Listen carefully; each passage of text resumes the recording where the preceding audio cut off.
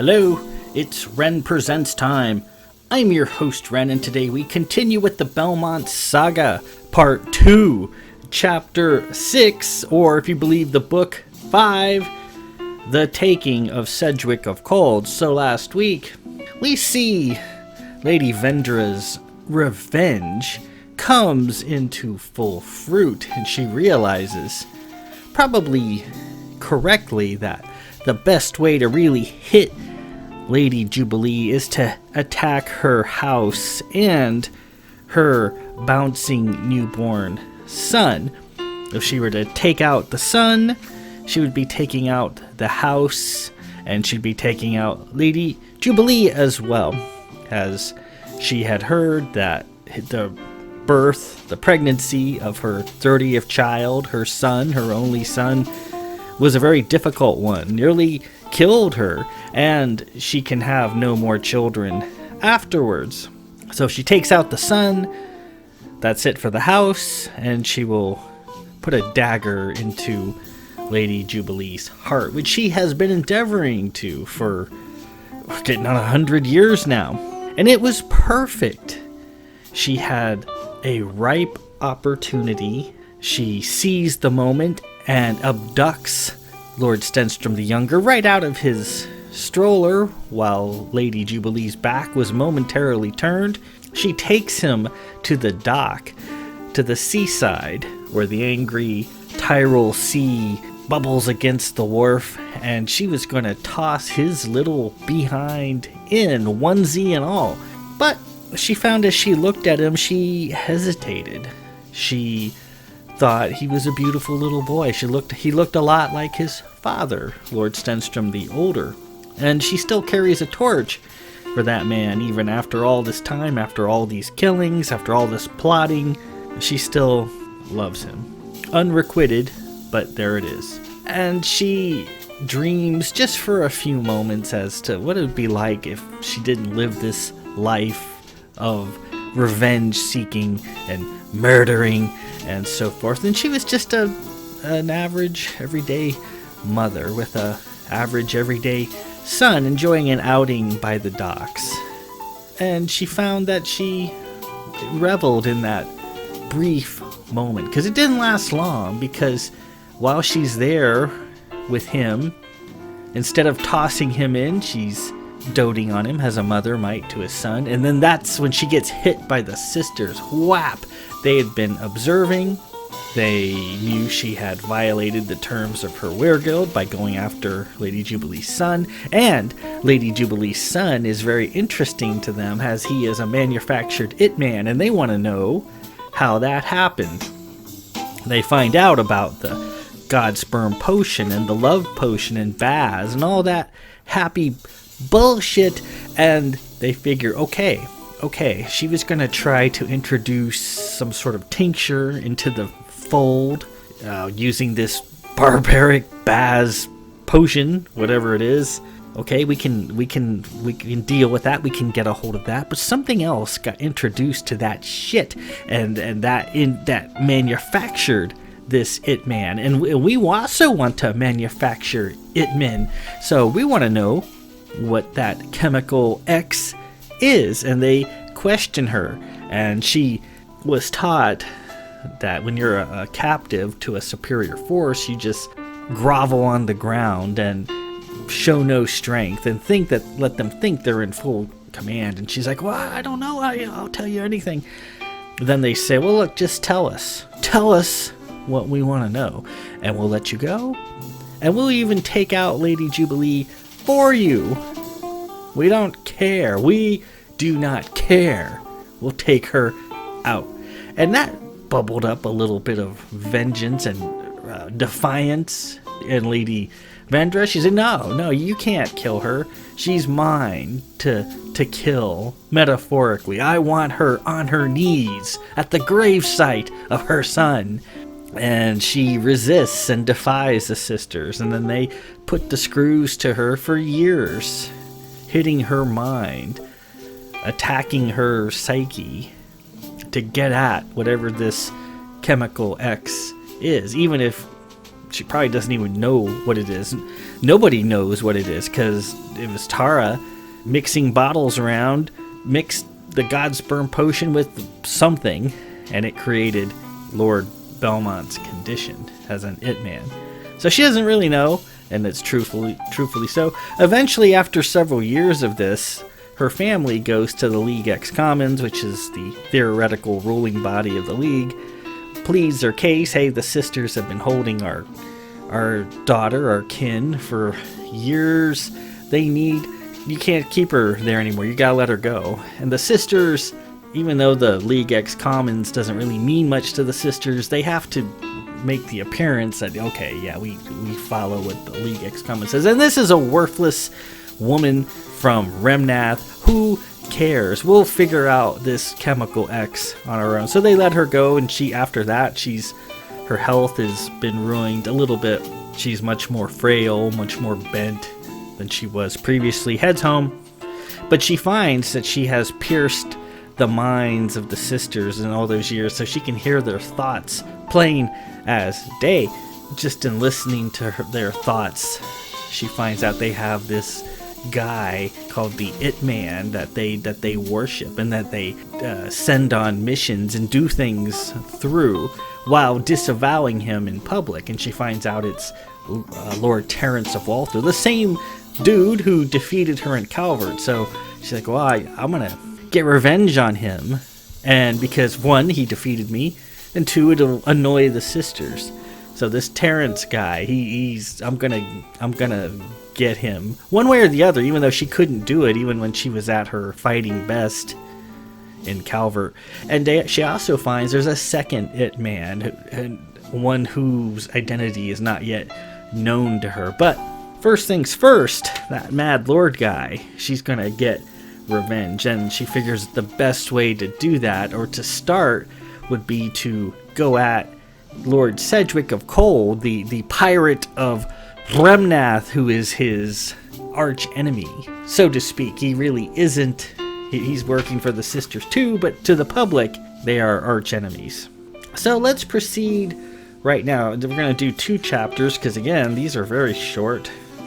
This whole part of the book is very short stuff, so it's only about 3 or 4 pages, and we'll move on to chapter 6 or 7, however you want to do it, and that is the Mad Lord on his knees. Oh, that doesn't sound good.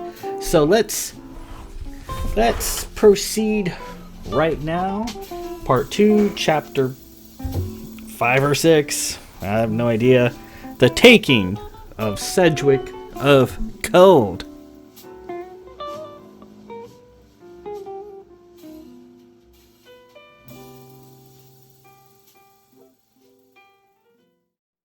She had indeed learned much as the sisters' captive. She had discovered ways to spy on the sisters, to hear their hidden ethereal conversations from far away.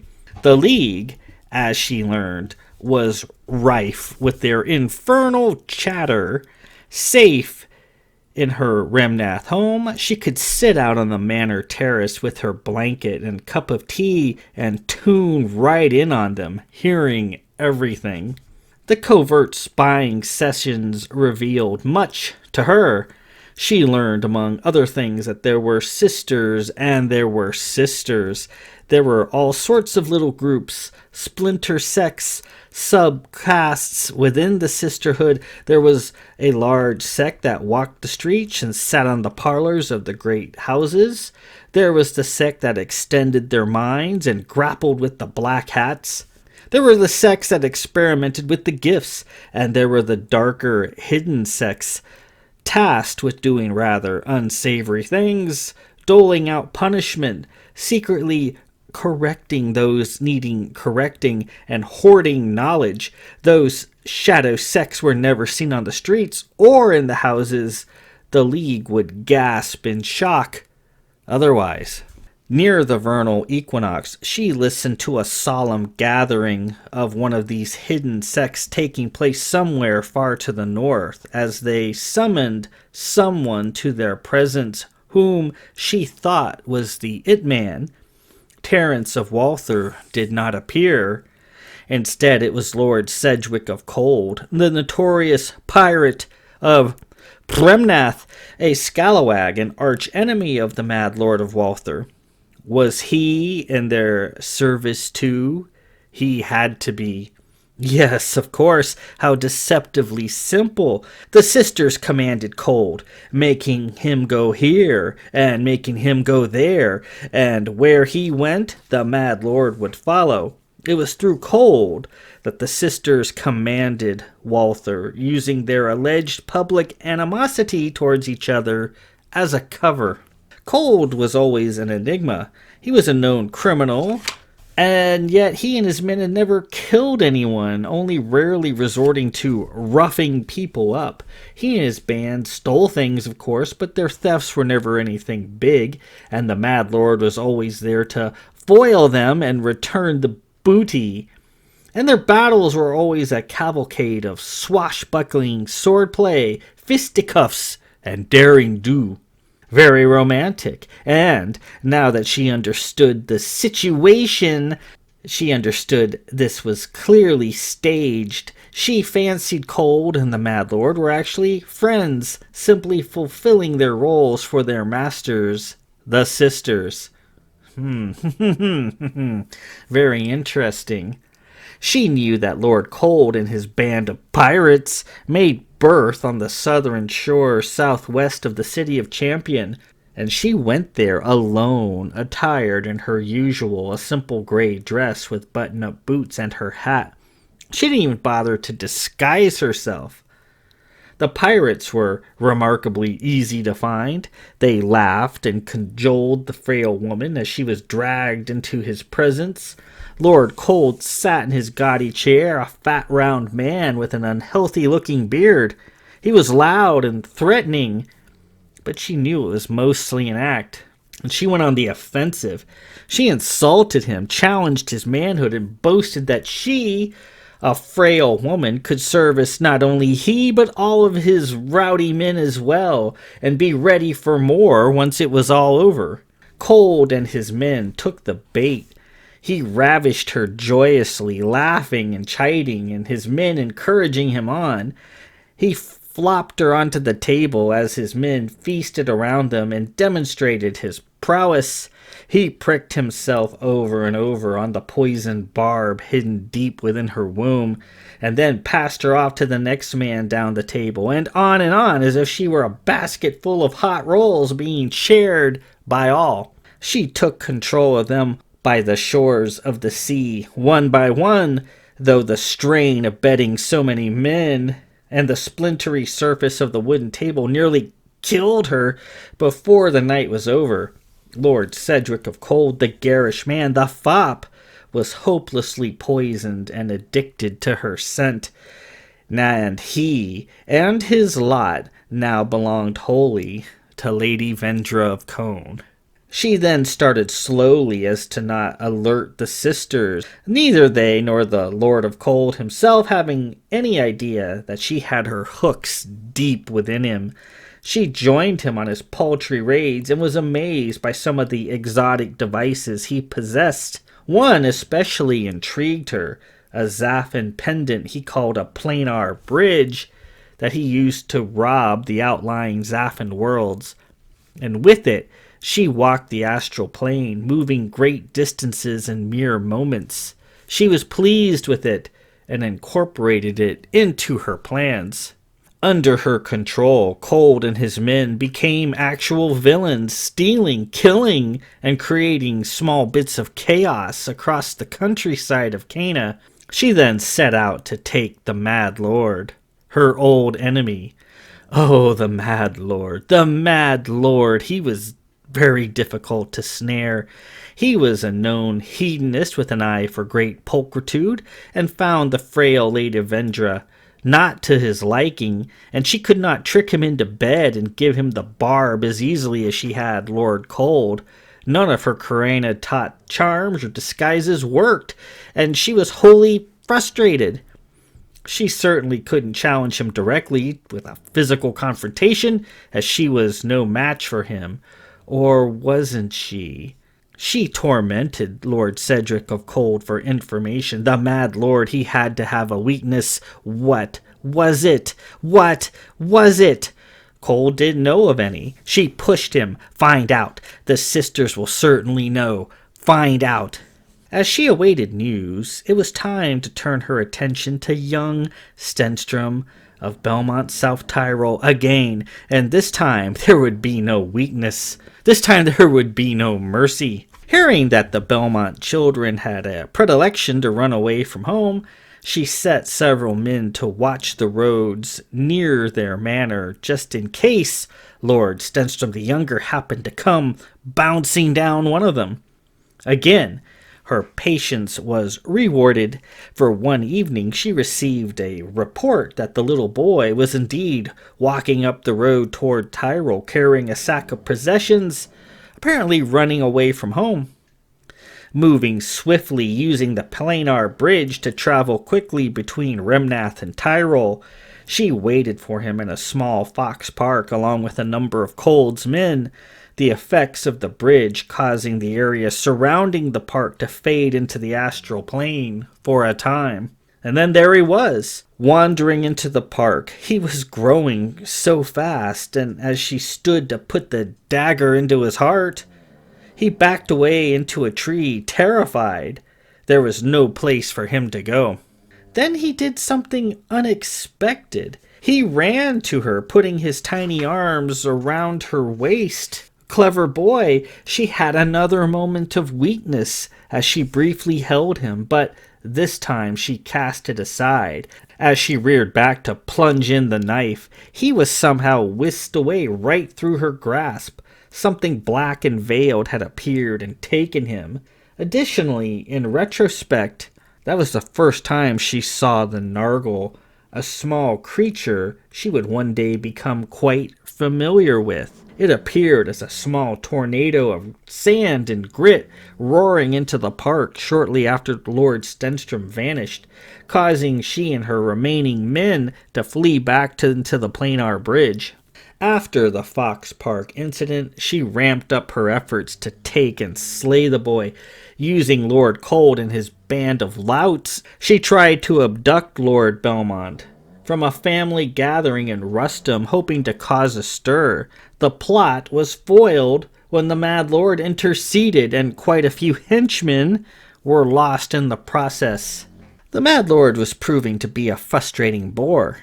She had to either get him out of the way or utterly enslave him and take him from the sisters. She plied Kold for information. She began to gather interesting tidbits from Kold as he ravished her bony body about how the sisters were obsessed with a second It Man, the one she had heard of. She had heard of the second It Man while incarcerated, but could never glean his identity. If she could get to him and deal with the Mad Lord, the sisters would be utterly devastated. Finally, Kold had a breakthrough. He learned that the Mad Lord somehow received his power directly from the sisters, that it came from a certain far-reaching type of starlight. It was possible that if she could lure the Mad Lord deep underground, he might be deprived of that power, and she could take him. She decided to entice the Mad Lord into battle. She resumed her guise as the Fiend of Calvert. She penned several sinister open letters in which she promised to continue terrorizing the Calvert wharfs with killings if he didn't agree to meet her. She called him out in the letters, calling him a coward and a fraud, insults certainly to bring him out into the open. And sure enough, the Mad Lord came, and in a carefully prepared venue, she lured him into a deep mine shaft. There, deep underground, the Mad Lord lost most, if not all, of his power, and Lady Vendra's henchmen were able to subdue him. There, tied down, she got on top of him, took him into herself, and barbed him over and over again. The Mad Lord now belonged to her, just as Sedgwick of Kold did. With that, we conclude Part 2, Chapter 5, the taking of Sedgwick of Kold. We see a few things here that, using sex and the barb, Lady Vendra cajoled Lord Kold and his pirate band into taking her repeatedly, one after the next, but that's exactly what she wanted. She had the barb installed in her womb, and she basically enslaved Lord Kold and his entire band. And she also gained a powerful arcane item, the planar bridge. If you recall from the first book, when Lord Stenstrom ran away from home, as is described here in this chapter, as he was walking into Tyrol, he recalled everything looked weird. The sky didn't look right. The stars were wrong. Everything was just really dark. Everything seemed off. And that's because of the planar bridge. It basically, when she uses it, the area surrounding the item falls into the astral plane, and your perceptions are different in the astral plane. So he was basically in the astral plane at that moment. But again, in Fox Park, Jubilee shows a bit of hesitation when dealing with Lord Stenstrom the Younger directly. She wants to kill him, get rid of him, but she doesn't have anything against him per se. It's his mother that she's got the issue with. She finds him to be a handsome young little tyke. She doesn't want to cause him any more pain than is necessary. She shows him a tiny, feeble bit of mercy, a little bit. She hesitates, and again he escapes her grasp. And then, unfortunately, she discovered the Mad Lord's weakness, that he gets his power from the sisters, just like Lord Stenstrom the Younger does, via starlight from the constellation Camelopardalis. And if you can be lured deep underground where the starlight can't penetrate to, he basically loses all of his powers. The sisters can't refresh him with their power. He becomes an ordinary man. So she lures him into a mine shaft deep underground. He becomes just a normal guy. Her henchmen kick the crap out of him, and then she takes him. And now he is her slave as well. Kind of sad. I really didn't want that to happen necessarily, but you know, the good bad guys have to win, have to get a win, a big old W every so often. So there it is. Now let's proceed to chapter 6 or 7. I don't know. It's a shit. Anyways, the Mad Lord on his knees. This is only not even a page and a half, so let's get this one done, and we'll be done for the evening, because the next one is a bit longer, so we'll have to save that one for next week. Taking the Mad Lord paid instant dividends. As her slave, he told her what he knew about the mysterious second It Man. He said he knew who the second It Man was, that he saw him with his own eyes. The second It Man, whom the sisters had discovered, was none other than Lord Stenstrom the Younger of Belmont, South Tyrol, the little boy of Lady Jubilee, whom she had repeatedly tried to kill. Elder's balls, what fate! Well, that explained much. Was that how the little nipper survived the killing trap placed in his play pit with his latent It Man abilities? Could that also be why the sisters were so keen on discovering what additive had been put into the Godsperm potion that Lord Stenstrom the Older bought on Baz? They must be convinced whatever she had spiked the potion with helped artificially create the It Man, and they wanted the secret desperately. So, young Lord Belmont was the sisters' It Man, was he? Oh, how things relate. How the circle closes, the vendetta circle that she had heard of while on Baz but didn't believe in. Maybe there's something to it after all. She would make him submit before her, just like the Mad Lord had. And something completely unexpected happened at that time.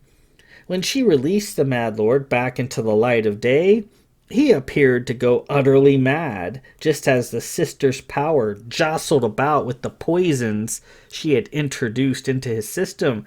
Now truly living up to his name, he became a raving lunatic. The Mad Lord went wandering across the face of Cana, babbling the sister's secrets and babbling her secrets too. Fearing her activities would be discovered, she set Lord Kold against him in open battle, and it was a truly terrible, a much more brutal battle than she would have anticipated. They fought in Rustum, doing a significant amount of damage to the city, where eventually the Mad Lord prevailed. Torn and ragged, he continued his wandering and his babbling. She couldn't have him spouting her secrets, but there wasn't much she could do with him out in the starlight. Fortunately, the sisters took care of him for her. In a public display of outrage, they burned his holdings, stripped him bare, and bore him away, killing him behind their walls and silencing him once and for all. She savored their thoughts after the killing, wailing in grief, bemoaning their lost Mad Lord, whom they secretly cherished and had to slay like a rabid pet. Oh, it was perfect, and it was well worth the wait. Every tear the sisters shed was a drop of gold, and the sisters shed many tears for him, many tears. Their grief was succulent. In a panic, the sisters rallied towards their second it-man, Lord Stenstrom the Younger of Belmont, South Tyrol, though he was still only a child. Now, she could fully turn her attention to him. And with that, we conclude part 2, chapter 6 or 7, whatever you want to call it, the Mad Lord on his knees. So we knew from the first part of the book that the sisters had slain the Mad Lord of Walther, and that they lamented his passing, that they didn't want, and they kept his remains in a tomb near them in their secret holdings and their secret fastness, and that they loved him, and they killed him because he seemed like he did go insane at the end. It was babbling their secrets to the open for all to hear, and they can't have that, they can't have that, they can't have that. So they had to take him out. But as Lady Vendra can hear their thoughts, she hears them moaning and wailing in grief, and now now that he's gone, they turn their attentions to the second it-man, Lord Stenstrom the Younger, the kid. He was a target before, but now he's really a target, because now she can get revenge on Lady Jubilee, the House of Belmont South Tyrol, and the fucking sisters. This will be perfect. And we get into a different sort of section here going forward.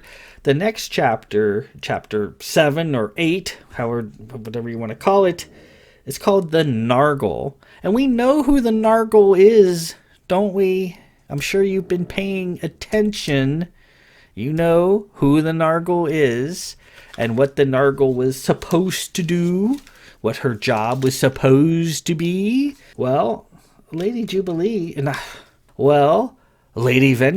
is going to have at this Nargle, see if she can work her magic, introduce a little chaos into the Nargle's psyche, maybe take control of the Nargle just like she did Sedgwick of Kold and the Mad Lord of Walther for a short period of time before he was killed. So we're going to find out about that next week.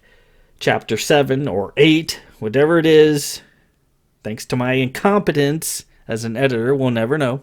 The Nargle, where the Lady Vendra puts her plan to have at the Nargle and take control of the Nargle, comes into fruition. And that one is a little too long to tackle for this reading, so we will hit it next week. We're almost done. There's only 2 more chapters after that. See, it goes from chapter 8 to chapter 10. How could I fuck up so bad? Oh well, it is what it is. So until then, this is Ren Presents. I'm your host, Ren. Peace out.